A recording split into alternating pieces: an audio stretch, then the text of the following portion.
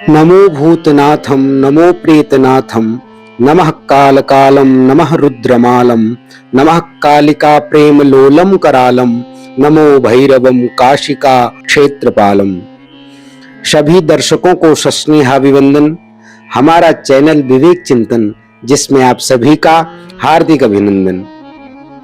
आज बात करने वाले हैं भगवान भैरव जी के विषय में, क्योंकि शिव महापुराण में कहा गया है, भैरवः पूर्ण रूपो ही शंकरस्य परात्मनः मूढ़ास्तम वै न जानन्ति मोहिता शिव मायया। मार्गशीर्ष मास के कृष्ण पक्ष की अष्टमी को काल भैरवाष्टमी अथवा काल भैरव जयंती के रूप में मनाया जाता है, जो इस वर्ष 2024 ईस्वी आब्द में दिनांक 23 नवंबर को पड़ रही है। इस दिन भगवान शिव स्वरूप श्री भैरव जी के निमित्त पूजन पूर्वक उपवास किया जाता है। तंत्र साधकों के लिए यह दिन अत्यंत महत्वपूर्ण है।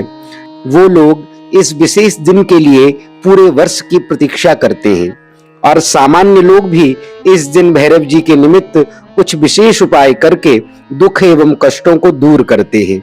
अतएव सर्वप्रथम आज की वीडियो में जानेंगे काल भैरव भगवान जी के अवतार की कथा।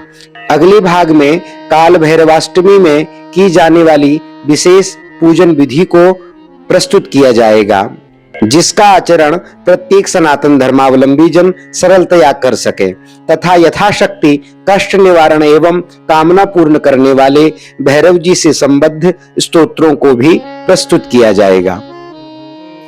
भगवान शिव के दो स्वरूप मुख्य हैं। एक स्वरूप भक्तों को अभय देने वाला, जिसको विश्वेश्वर स्वरूप भी कहा जाता है, और दूसरा स्वरूप दुष्टों को दंड देने वाला काल भैरव स्वरूप। जहां विश्वेश्वर स्वरूप अत्यंत सौम्य और शांत हैं, वहीं उनका भैरव स्वरूप अत्यंत रौद्र, भयानक, विकराल एवं प्रचंड है। भैरव शब्द भ, र, व इन वर्णों से निर्मित होता है। योगिनी हृदय ग्रंथ में इन अक्षरों से भैरव शब्द की निरुक्ति इस प्रकार प्रस्तुत की है, विश्वस्य भरणाद रमणाद वमनाद सृष्टि स्थिति संहारकारी पर शिवः भैरवः। इसके अतिरिक्त विमेति क्लेशो यस्मादिति भैरवः, अर्थात जिससे विपत्तियां भयभीत होती हैं वही भैरव है। भैरवः सर्वशक्ति भरितः। तथा विज्ञान भैरव ग्रंथ के अनुसार भैरभौमादिभिः अवतीति भैरवः, भीमादि साधनों से रक्षा करने वाले भैरव कहे जाते हैं। आगम शास्त्र के अनुसार भगवान भैरव के निर्गुण तथा सगुण दो रूप कहे गए हैं। भगवान निर्गुण रूप से वांग मनसातीत अगोचर रूप में तथा सगुण रूप से विविध अवतार भेदों से सकल विश्व में व्याप्त होते हैं। साधक जन विविध विधियों से इन्हीं स्वरूपों की अभ्यर्चना कर सिद्धियां प्राप्त करते हैं।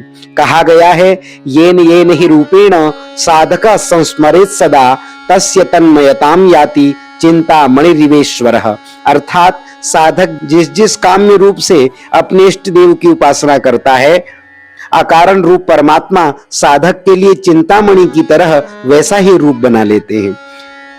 इसी प्रकार तंत्र शास्त्र में भैरव जी की अष्ट मूर्तियां उनकी शक्तियों के साथ प्रसिद्ध हैं। शक्ति के साथ ही इनके पूजन का विधान है। जैसे ब्राह्मी शक्ति के साथ असितांग भैरव, माहेश्वरी शक्ति के साथ रूरू भैरव, कौमारी शक्ति के साथ चंड भैरव, वैष्णवी शक्ति के साथ क्रोध भैरव, वाराही शक्ति के साथ उन्मत्त भैरव, इंद्राणी शक्ति के साथ काल भैरव, चामुंडा शक्ति के साथ भीषण भैरव, महालक्ष्मी शक्ति के साथ संहार भैरव। आद्य गुरु शंकराचार्य भगवान ने प्रपंच सार ग्रंथ में भैरव जी के 8 रूपों का वर्णन किया है, जो भीषण, कालराज, संहार, रूरू, उन्मत्त, चंडकपाल और भूतनाथ नाम से प्रसिद्ध हैं। इसके अतिरिक्त भी विविध ग्रंथों में भैरव जी के विविध स्वरूपों का वर्णन है। भैरव जी के सगुण स्वरूप के प्रमुख रूपों में बटुक भैरव और काल भैरव रूपों की अधिक प्रसिद्धि है। कतिपय ग्रंथों के अनुसार काल भैरव भगवान शिव के तथा बटुक भैरव भगवान विष्णु के अंश माने जाते हैं तथा कुछ शास्त्र दोनों को ही शिव का स्वरूप मानते हैं। भगवान शिव स्वयं कहते हैं कि मानुषम जन्म चासाद्य दुख भाजो भविष्यति ते भजन्तु सदा देवम भैरवम सुखदायकम तस्मात् दुख विनाशाय भैरवम सेव्यताम जनेहि मया दुख विनाशाय भैरवम रूपमाश्रितम भैरवः सेवितो येन तेनेव सेवितो ह्यहम अहम भैरव रूपेण लोकानाम सुखदा सदा। अर्थात सभी मनुष्यों का दुख दूर करने के लिए मैंने ही भैरव स्वरूप धारण किया है, अतः सभी को दुख कष्टों की निवृत्ति के लिए मेरे इस भैरव रूप की उपासना करनी चाहिए। शाबर मंत्र सहित समस्त तांत्रिक साधनाएं एवं 10 महाविद्याएं भी भगवान भैरव जी के बिना सिद्ध नहीं होती। शक्ति संगम तंत्र में कहा गया है, भैरवस्य तु योगेन शाबरम सिद्धिदायकम बटुकस्य तु संयोगात विद्यातः सिद्ध्यन्ति नान्यथा। भैरव जी के अवतरण के संबंध में कल्प भेद के अनुसार विविध कथाएं शास्त्रों एवं पुराणों में वर्णित हैं। शक्ति संगम तंत्र के कालीखंड के अनुसार भैरव जी की उत्पत्ति इस प्रकार हुई है। एक बार एक आपद नामक दुर्दांत दैत्य ने कठिन तपस्या कर यह वरदान प्राप्त किया कि उसकी मृत्यु 5 वर्ष के ऐसे बालक से हो जो विशेष रूप से तेज व गुण से युक्त हो।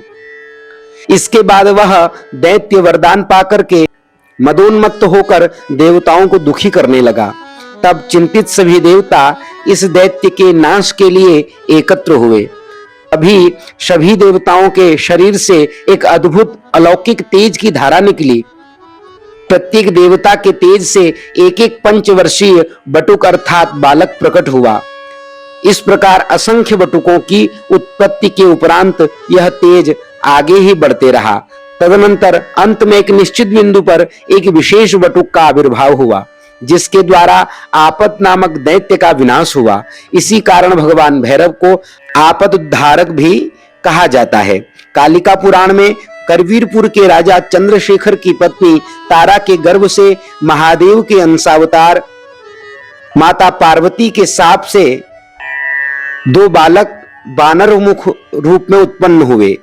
एक का नाम भैरव तथा एक का नाम बेताल रखा गया। इसी प्रकार कूर्मादि पुराणों में भी भैरव जी के अवतार का वर्णन मिलता है। अब बात करते हैं भगवान काल भैरव के प्राकट्य की। यह कथा स्कंद पुराण तथा शिव महापुराण में वर्णित है। एक बार मेरु पर्वत पर बैठे हुए ब्रह्मा जी से देवताओं तथा ऋषियों ने प्रणाम करके पूछा, हे भगवान ब्रह्मा जी, आप सब में श्रेष्ठ कौन हैं?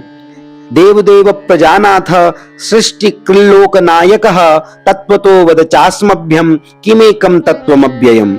उस समय ब्रह्मा जी अहंकार में आकर के बोले कि प्रवर्तको ही जगताम अहमेव निवर्तकः संवर्तको मदधिको नान्यः कश्चित् सुरोत्तमाः। अर्थात संपूर्ण सृष्टि को मैं ही उत्पन्न करता हूं, मुझे किसी ने उत्पन्न नहीं किया, अतः अनादि होने के कारण मैं ही सभी देवताओं में श्रेष्ठ हूं, मैं ही ईश्वर हूं। ब्रह्मा जी के वचनों को सुनकर के भगवान नारायण ने अपनी शक्ति का एवं अपने ऐश्वर्य का महिमा मंडन किया। तब दोनों में विवाद बढ़ने लगा, तो उन्होंने इस संबंध में वेदों से निर्णय देने को पूछा। उन्होंने कहा, वेदाः प्रमाणम सर्वत्र प्रतिष्ठाम परमामिता। हे श्रुतियों, आप स्वतः प्रमाण हैं, अतः इस संदेह का निवारण करें कि हम दोनों में श्रेष्ठ कौन है। यह सुनकर वेदों ने कहा, तदंतः स्थानि भूतानि यतः सर्व प्रवर्तते यदाहुः परमं तत्वं सरुद्रस्त्वमेक एव हि। अर्थात जिनमें सब भूतों का अंत होता है, जिनसे सबका प्रादुर्भाव होता है, जो समस्त यज्ञों के स्वामी हैं, जो स्वतः प्रमाण हैं, संपूर्ण विश्व जिनके भीतर भ्रमण कर रहा है, जिनके प्रकाश से समस्त विश्व प्रकाशमान हो रहा है, वह एकमात्र भगवान शंकर ही कैवल्य रूप हैं। वेदों के इस प्रकार कहने पर भी माया से विमोहित भगवान ब्रह्मा एवं भगवान विष्णु संदेह करने लगे।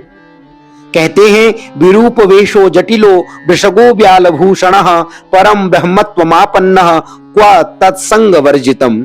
जो दिगंबर श्मशानवासी सर्पों के आभूषण धारण किए हैं, वह किस प्रकार परब्रह्म हो सकते हैं? उसी समय सनातन प्रणव अर्थात ओंकार ने प्रकट होकर के यह कहा, असो ही परमेशानः स्वयं ज्योति सनातनः आनंद रूपा तस्यैसा शक्तिर्नागंतुकी शिवा। भगवान शंकर स्वयंभू एवं सनातन है। पराशक्ति शिवा उनकी ही शक्ति है जो आगंतुक नहीं है, अर्थात यह दोनों ही नित्य हैं। अतः यह सत्य है कि भगवान शंकर से बड़ा कोई नहीं है। जब प्रणव द्वारा यह निर्णय दिए जाने पर भी भगवान ब्रह्मा जी और विष्णु जी का ज्ञान नष्ट नहीं हुआ, उसी समय दोनों के मध्य एक ज्योति प्रकट हुई। प्रादुरासीत ततो ज्योतिरुभयोरंतरे महत्। तदुपरांत जो ज्योति प्रकट हुई वह पुरुषाकृति में परिणित हो गई। उस ज्योति पुरुष को देखकर ब्रह्मा जी का पांचवा मस्तक क्रोध के मारे जलने लगा और कहने लगा, यहां हम दोनों के बीच यह कौन आ गया है। और ब्रह्मा जी के ऐसा कहते ही उसी क्षण उस पुरुष में नील लोहित त्रिशूल पाणी त्रिनेत्रधारी नागों के आभूषणों से युक्त भगवान शिव का दर्शन हुआ। उस समय भी अज्ञानता के कारण ब्रह्मा जी ने यह समझकर कि यह बालक मेरे पंचम मस्तक से प्रादुर्भूत हुआ है, तब ब्रह्मा जी कहने लगे, वत्स पूर्व काल में तुम मेरे पंचम मस्तक से प्रादुर्भूत होकर रो रहे थे, इसीलिए मैंने तुम्हारा नाम रुद्र रखा था। तुम मेरी शरण में आ जाओ, मैं तुम्हारी रक्षा करूंगा। ब्रह्मा जी के गर्वयुक्त वचनों को सुनकर भगवान शिव क्रोधित हो गए। ऐसा लगने लगा जैसे अभी वह प्रलय कर देंगे। तब भगवान शिव ने शकोपतः समुत्पाद्य पुरुषम भैरवम क्वचित, अर्थात भगवान ने अपने ही क्रोध रूपी अंश से एक भयंकर पुरुष प्रकट किया। वह श्याम वर्ण काल स्वरूप संपूर्ण विश्व का पालन और संहार करने की सामर्थ्य रखने वाला था।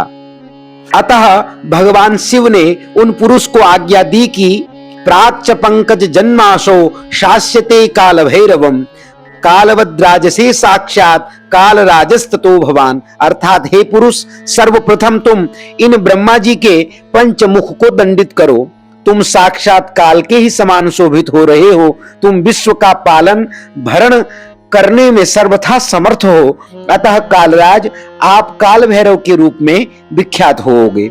भगवान शिव ने कहा, विश्व भर तुम समर्थोसी भरणात् भैरव स्मृतः त्वत्तो भेष्यति कालोपि ततस्त्वं काल भैरवः। तभी से उनका नाम काल भैरव प्रसिद्ध हुआ। भगवान शिव के वरदान स्वरूप काल भैरव भगवान को काशी का राजा नियुक्त किया गया। तब भगवान शिव की आज्ञा से अपने बाएं हाथ की कनुष्टिका उंगली से काल भैरव भगवान ने ब्रह्मा जी का पांचवा सिर, जिसने शिव जी की निंदा की थी, उसको काट लिया। शिव महापुराण में वर्णित है, एतान वरान प्रगृह्याथ तत्क्षणात् काल भैरवः वामांगुली नखाग्रेण चतर्थ च वधेश शिरः। अपना पांचवा मस्तक कट जाने से ब्रह्मा जी को यथार्थ का ज्ञान हो गया कि भगवान शिव ही श्रेष्ठ हैं, सर्वश्रेष्ठ हैं, सबके आदि कारण स्वरूप परब्रह्म हैं। तब वह भयभीत होकर शिव जी को प्रसन्न करने हेतु स्तुति करने लगे। इस स्तुति से प्रसन्न होकर भगवान शिव ने उनको अभय वरदान प्रदान किया। ब्रह्मा जी के शिरोच्छेदन से भगवान भैरव ब्रह्म हत्या से प्रभावित हुए। तत्पश्चात भगवान शिव ने अपने अंश भैरव जी को आज्ञा दी कि हे भैरव, तुम लोक प्रदर्शन हेतु इस कटे हुए ब्रह्मा जी के मुंड को लेकर भिक्षाटन करते हुए लोक का भ्रमण करो और कपाल व्रत का आचरण करो। इस प्रकार ब्रह्म हत्या के पाप का प्रायश्चित करो। यह कहकर भगवान शिव ने ब्रह्म हत्या नामक एक कन्या को प्रकट किया, जो रक्त वर्ण के वस्त्रों को धारण किए हुए थी। उसका मुख अत्यंत भयानक था, दांत एवं जीभ लपलपा रहे थे, जो अंतरिक्ष से टपकते हुए रक्त का पान कर रही थी। उसके हाथों में खड्ग, खप्पर एवं कैंची विद्यमान थी। वह भीषण स्वर में गर्जना कर रही थी। तब भगवान शिव ने उस ब्रह्म हत्या से कहा, हे ब्रह्म हत्ये, जब तक भैरव काशीपुरी न पहुंचे तब तक तुम उनका पीछा करती रहो। तुम सर्वत्र प्रवेश करने में समर्थ रहोगी, मात्र काशीपुरी में तुम्हारा प्रवेश वर्जित होगा। तब कपाल मुंडधारी भैरव उस ब्रह्म हत्या से मुक्ति पाने हेतु तीनों लोकों का भ्रमण करने लगे। पीछे पीछे ब्रह्म हत्या चल रही थी। इस प्रकार तीनों लोकों एवं तीर्थों का भ्रमण करते हुए परम पवित्र अविमुक्त तीर्थ काशीपुरी भगवान भैरव पहुंचे। काशी में प्रवेश करते ही ब्रह्म हत्या ने उनका पीछा छोड़ दिया और पाताल चले गई। उसी समय भैरव जी के हाथ से स्वतः ही ब्रह्मा जी का 5वां कपाल छूट करके गिर पड़ा, जिससे वह स्थान कपाल मोचन के नाम से प्रसिद्ध तीर्थ हुआ। तत्पश्चात भगवान भूत भावन शिव जी ने भैरव जी को उसी स्थान पर काशीपुरी का कोतवाल नियुक्त किया। कृष्णाष्टम्यां तु मार्गस्य मासस्य परमेश्वरः आविर्बभूव सल्लीलो भैरवात्मा सताम प्रियः। भगवान काल भैरव का आविर्भाव मार्गशीर्ष मास की कृष्ण पक्ष की अष्टमी को संध्या काल में हुआ था, जो आगम शास्त्र के अनुसार घोर रात्रि के नाम से प्रसिद्ध है। इसी दिन को काल भैरवाष्टमी के नाम से जाना जाता है। शास्त्रों में उल्लिखित है कि इस दिन उपवास, षोडशोपचार पूजनोपरांत भगवान काल भैरव के समीप जागरण करने से तथा यह भैरवोत्पत्ति की कथा सुनने से मनुष्य सभी पापों से मुक्त हो जाता है, भगवान शिव के धाम को प्राप्त करता है। अतः कहा गया है, मार्ग शीर्ष शताष्टम्याम काल भैरव सन्निधो उपोष्य जागरम कुर्वन् सर्व पापैहि प्रमुच्यते।